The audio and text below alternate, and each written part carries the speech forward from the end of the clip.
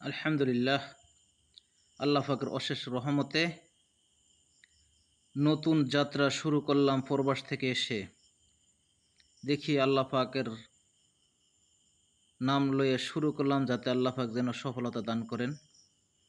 সেজন্য গরুর খামার, গরু রাখার জন্য ঘর মেরামতের জন্য বাঁশ কাটলাম। বাঁশ কাটে আবার নিয়ে আসলাম।